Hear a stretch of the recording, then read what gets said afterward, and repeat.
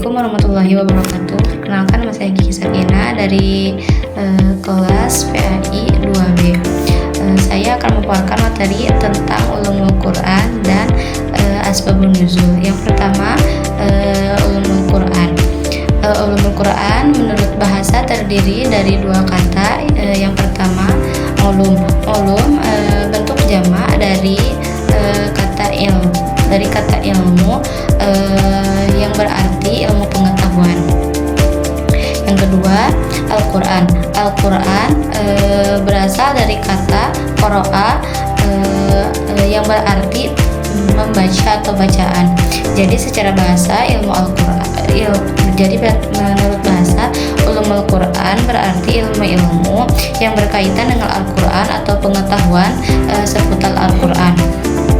Ruang lingkup ulumul Quran, beberapa cabang utama dari ulumul Quran antara lain ilmu asbabun nuzul, sebab turunnya ayat, ilmu makkiyah dan madaniyah, ayat yang diturunkan di Mekah dan Madinah, ilmu nasih dan mansuh, ayat yang menghapus dan dihapus hukumnya, ilmu qiraat, bacaan Al-Quran, ilmu tajwid, cara membaca Al-Quran dengan baik dan benar,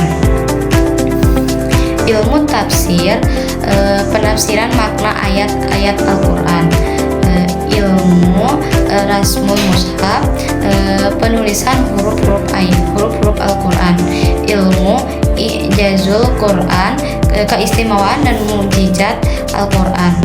Sejarah ulumul Quran pada masa Rasulullah SAW belum ditulis sebagai ilmu, tapi prinsip-prinsipnya sudah diajarkan langsung, seperti tafsir, asbabun nuzul, qiraat. Pada masa Khulafaur Rasyidin, pengumpulan mushaf Abu Bakar dan Utsman, muncul perhatian terhadap qiraat dan penulisan Al-Quran. Pada masa tabi'in atau tabi'ut tabi'in, tafsir berkembang, ilmu-ilmu terkait mulai dibahas lebih mendalam. Pada masa modifikasi abad ketiga ke atas Hijriah, abad ketiga Hijriah ke atas, ilmu Al-Quran ditulis sistematis oleh ulama seperti Az-Zarkashi dan As-Suyuti. Pada masa modern, kajian ulumul Quran dikembangkan, muncul karya kontemporer seperti Manna Al-Qattan. Urgensinya untuk memahami kandungan Quran secara benar untuk menjaga keaslian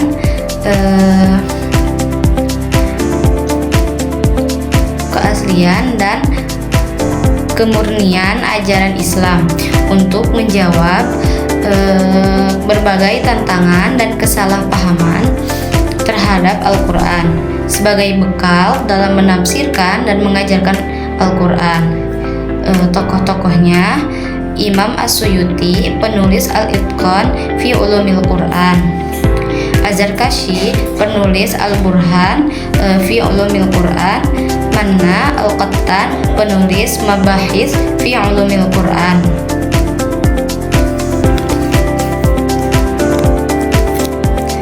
Materi selanjutnya adalah asbabun nuzul. Asbabun nuzul secara bahasa sebab nuzul turun.